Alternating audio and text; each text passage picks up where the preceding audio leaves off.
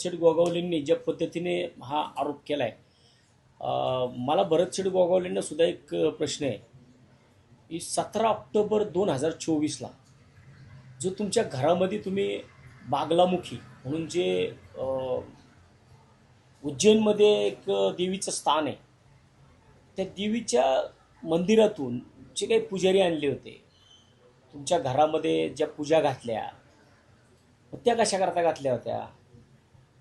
त्या पूजा तुम्ही घरामध्ये बोलवून महाराजांची पूजा केली, ते 11 महाराज बोलवले, त्या 11 महाराजांकडनं घरामध्ये पूजा करून घेतल्या, त्यांच्या पूजा केल्या त्या महाराजांच्या. मला वाटतं की जर भरतशेठ असे म्हणत असतील तर अंधश्रद्धा निर्मूलन समितीकडं आम्ही तक्रार केली पाहिजे. आम्ही तक्रार करू आणि तक्रार करून भरतशेठ गोगावलेंवरती अशा प्रकारे बाहेर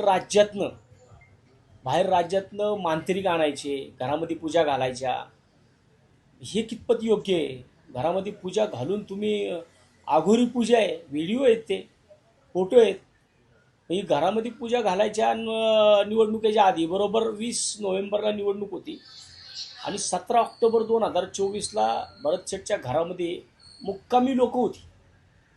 ही मुक्कामी लोक त्यांच्या घरामध्ये कुणी कशा करता बोलवले होते तुम्ही? तुमचा जर तुमच्या कामावरती विश्वास आहे ना, मग तुम्ही ह्या अशा आघोरी पूजा कशा करता घातल्या घरामध्ये? आता जो आरोप तुम्ही करताय त्याचे काही पुरावे आहेत आपल्याकडे? आता व्हॉट्सअपला व्हिडिओ आहे, फोटो आहेत, या सगळ्या गोष्टी माझ्याकडे आहेत ना. 17 ऑक्टोबर बरोबर 17 ऑक्टोबर 2024ला हा सगळा प्रकार त्यांच्या राहत्या घरी महाडमध्ये. मला वाटतं त्यांचं फोटो बाहेर काढले शक्यता 100% काढेल ना. व्हिडिओ तर आत्ता देतो मी तुम्हाला. ज्या पूजा ज्या पद्धतीने घातलेली दिसतीये, होम हवन केलंय, त्याच्यामध्ये ते नाही का आता असे साधू बिधू बसतात, ओम फट स्वाहा करतात, अशा पद्धतीने ते दोन्ही हातामध्ये ते काय घेतलंय आणि ते त्या यज्ञामध्ये टाकतात. अशा प्रकारचे व्हिडिओ आहेत आमच्याकडे, फोटो आहेत त्यांचे. बरं, तुम्ही बाहेरचे महाराज आणून घरामध्ये त्यांची पूजा करताय. बागलामुखी म्हणजे हे असं ऐकून आहे मी की बागलामुखी म्हणजे हे अतिशय कडक असं देवाचं स्थान आहे की त्या ठिकाणी बऱ्यापैकी राजकारणी महाराष्ट्रातले तर बऱ्यापैकी जातात आणि एवढे मोठे चार्जेस आहेत तिथले. मला ज्या टायमाला या सगळ्या गोष्टी कळाल्या त्या टायमाला मी तिथल्याच एका महाराजांकडे फोन करून चौकशीसुद्धा केली होती की बाबा काय कसं आहे, काय प्रकार आहे. त्यावेळेस मला सांगितलं होतं की 15-15 लाख रुपये एका पूजेला लागतात.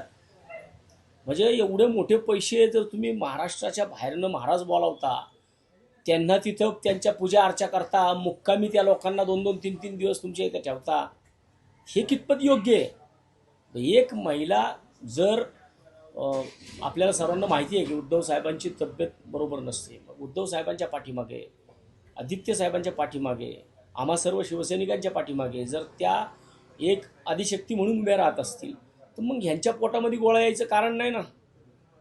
म्हणून त्यांनी केलेलं हे विधान अतिशय चुकीचं आहे आणि हे आम्ही शिवसेना म्हणून मी त्यांच्या विधानाचं मला वाटतं की महाराष्ट्रातल्या सर्व महिला भगिनींनी, चित्रा वाघताईंनी सुद्धा याचा निषेध केला पाहिजे. एक महिला जर सक्रिय नाही आहेत, त्या जर कुठं दिसत असतील, कोणाच्या पाठीमागे उभे राहतात, त्यांच्यावरती अशा प्रकारचा आरोप करणं एक प्रकारच्या सर्व महिला भगिनींवरती आरोप केले गेले आणि तो चुकीचा आहे. त्यांच्यावरती जर अशा प्रकारे आरोप करत असेल तर भरतशेठ, आम्ही तुमच्यावरती आरोप करतोय, तुम्ही अशा आघोरी पूजा का घालता? जर लोकांमध्ये जर तुम्ही जाता, लोकांची तुम्ही कामं करता, मग बागलामुखीवरनं महाराज लोक बोलून त्यांची पूजा करण्याची तुमच्यावर का वेळ येते? जनतेची पूजा करा, जनता तुम्हाला निवडून देईल.